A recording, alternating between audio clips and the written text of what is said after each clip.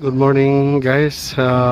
This is Francis Ting MB here at St. Francis of Assisi's Portiuncola at Santa Maria degli Angeli. This is the Basilica of Saint Mary of the Angels, or Santa Maria degli Angeli, the famous Basilica of Peace. This is the Basilica of Saint Mary of the Angels, where inside is the church, inside the church, or the Porziuncola, the little church built by Saint Francis and his followers, or his first brothers. This is at the Saint Mary of the Angels property of the Franciscans. The area was on the early days of Saint Francis of Assisi as a devoted brother of the poor. He is this place was by the Benedictines, and it was offered or given as a gift to the Franciscan brothers, the first brothers of Saint Francis, to start their community as brothers of the poor. Here in this area, Saint Francis started his activity. And also, this is the place where Saint Francis died. Saint Francis of Assisi spent most of his life as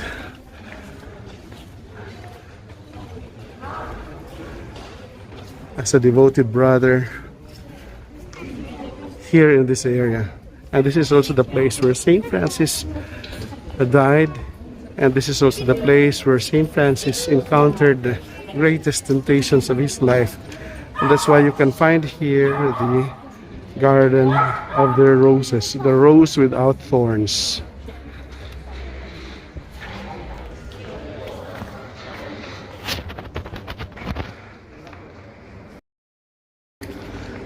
Here it is not allowed to take pictures.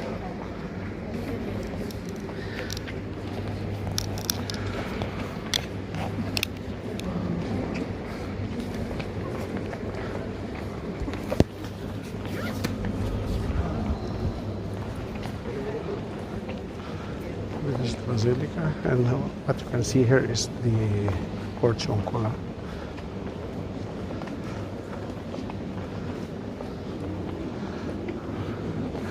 It is not allowed here to take videos and pictures, but as if I'm not taking pictures or video, but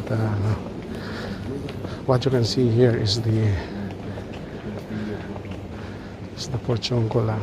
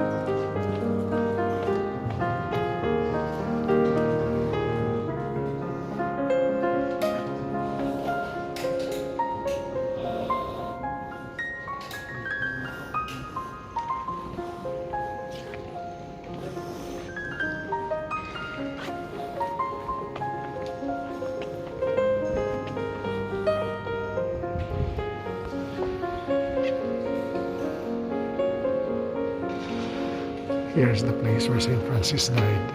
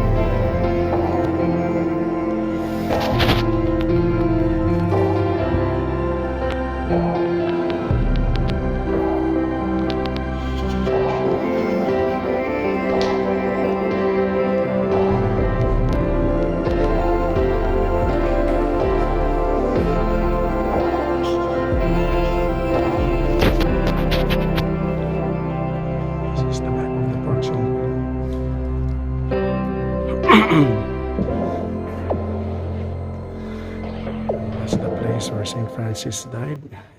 As you can see, there was this note that St. Francis died at the eve of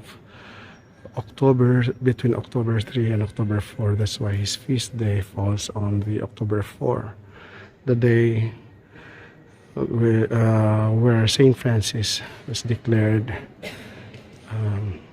to have left this world, to have left his brothers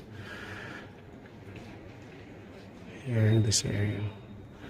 That is the place of the transit, or the transit place of the life of St. Francis. And this is Santa Maria degli Angeli, or Saint Mary of the Angels, where there's the church here, built by the first brothers of St. Francis together with St. Francis of Assisi, and the Poor Clare community of St. Clare. They supported the brothers of St. Francis as they built this church, the Portiuncola, or the little church inside the church. Now let us proceed to the Rose Garden. To the Rose Garden, where St. Francis encountered the greatest temptation of his life. Here. And what you can see here is our own chapels. This is, as you can see, how big this basilica is.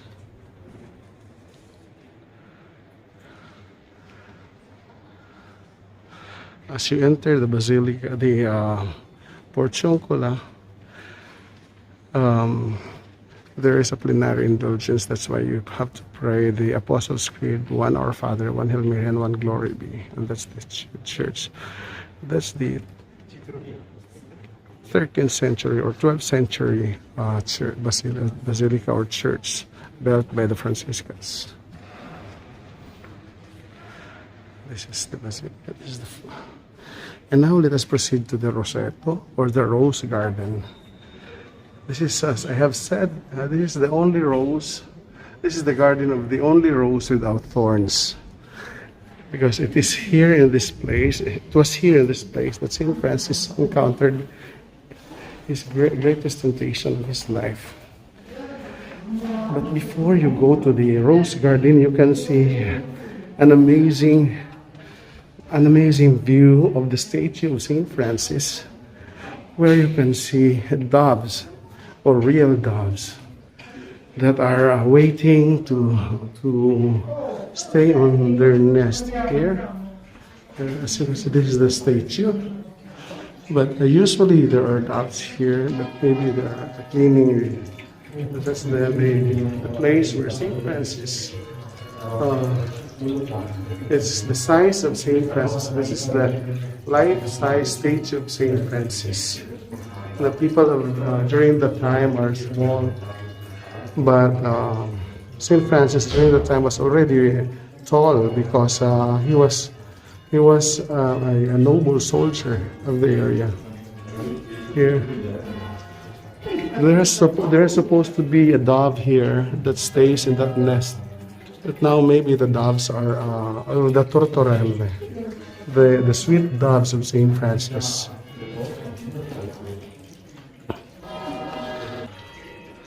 And this is the corridor of the rose garden. As you can see, I would picture here. This is the rose garden. I would read here. Here is the story of this rose garden. One night, Saint Francis threw himself into a hedge of thorns to overcome doubts and temptations according to tradition, attested to by the end of the 13th century. The hedge then miraculously changed into thornless roses, giving origin to Rosa canina assisiensis. That's the scientific name of these roses, which continue to flourish today only in this little garden. Saint Francis is a man reconciled to himself, to God, and to creation. He understands its rightful place in the world and invites all other creatures to praise God with him. And according to the story, this is the only place where these roses without thorns grow. The Franciscans and many religious communities tried to implant these roses to other places of the world. Even in Vatican and in Jerusalem, they tried to transplant these roses.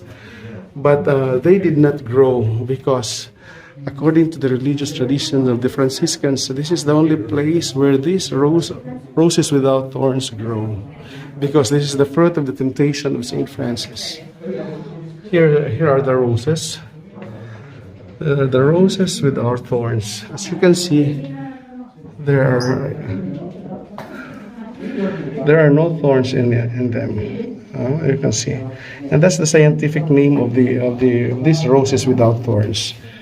That's Canina assisiensis, because this is the only place, and even in Assisi, this is only the only place where these roses grow. They even tried to bring these roses to Vatican and to plant some of this kind, but they never grow in other places. As I have said, this is the only place that these roses grow. The only roses without thorns.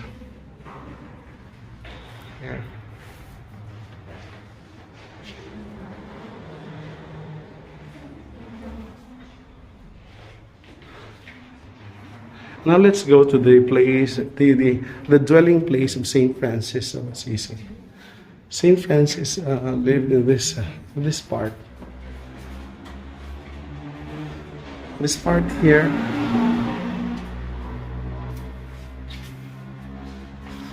This is the place. This is the room of Saint Francis. This is usually the place where Saint Francis lived. Below here is the room of Saint Francis. It is still preserved until now. Inside this grilled window, that's the dwelling place of Saint Francis. Here.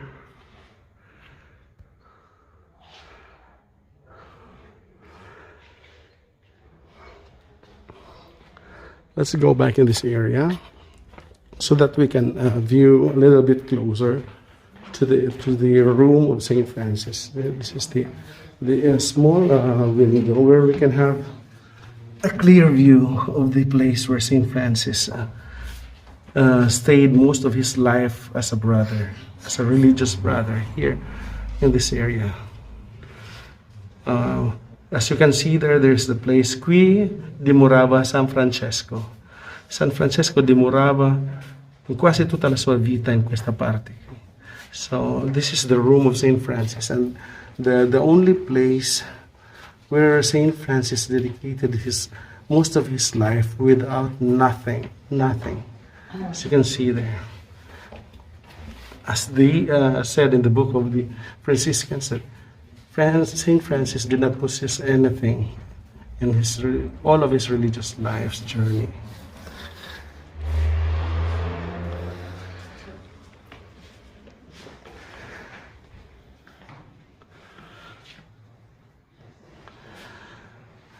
Now let us summarize. The silent part of this video was the place where when I entered the Basilica, because I cannot do any directions or any how do you call this, informations. I could not give you any informations inside the church because it was required to dedicate silence inside the Basilica. So we visited the place where Saint Francis died, and also the place of the Portiuncola, the church inside the church. And now this is the we are in the part where Saint Francis lived most of his life as a brother, or as a religious brother. Here. So this is the place, as I have said, this is the place where St. Francis lived most of his life as a religious brother. And now, yeah, this area is still preserved. It's the beautiful place taken care of by the Franciscans and the Sisters of St. Clare, or the Poor Clare. Yeah.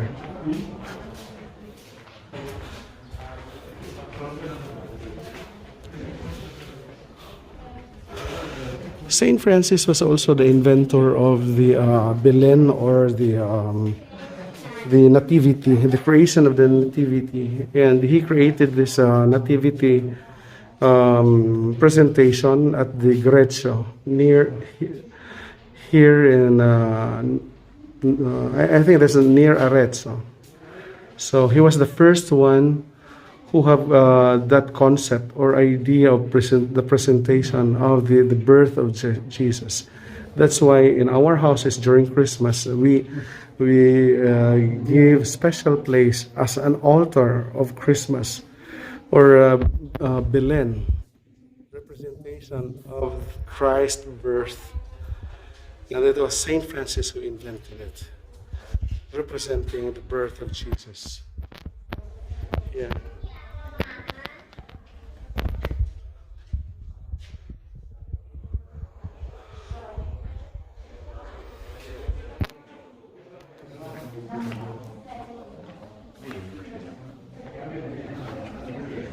What you can see there is the statue of Saint Clare inside this garden.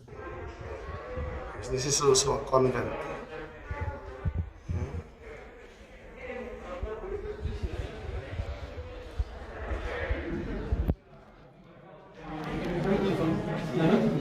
Now we are going to the. Here is the story. Part of the story. Saint Francis and Saint Clare. It's the place at the time. This is the moment that Saint Francis cut the hair of Saint Clare. Saint Clare submitted herself to do religious vows and to follow the footsteps of Saint Francis of Assisi.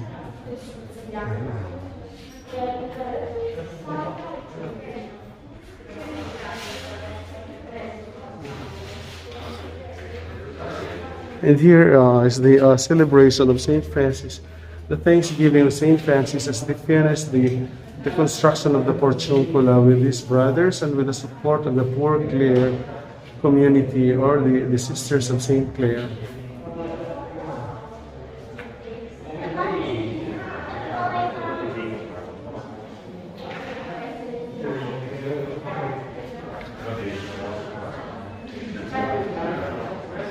This place is so dear to the Franciscan order because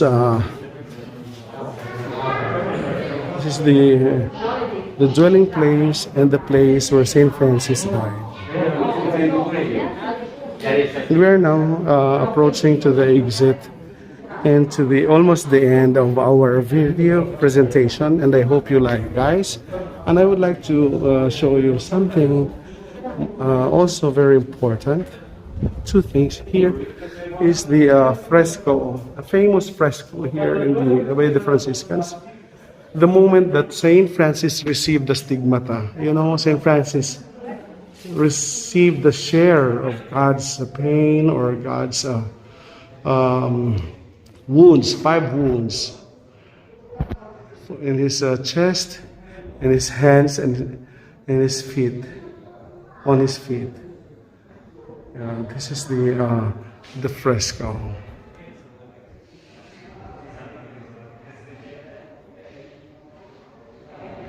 This is a very beautiful fresco that is preserved until now. And we are now approaching to the exit. But while we are approaching to the exit, you can see here the life-size bronze statue of Saint Francis of Assisi.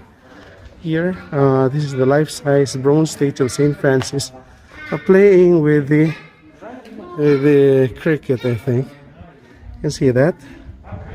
Yeah, that is. Because Saint Francis was a lover of animals and insects. See that?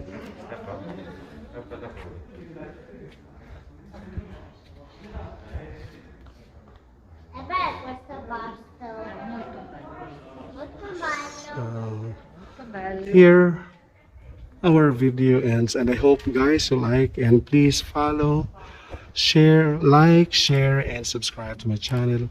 Patamsak naman kayo dyan, and mega love shout out to everyone who are viewing this video, and best regards to everyone. God bless you all.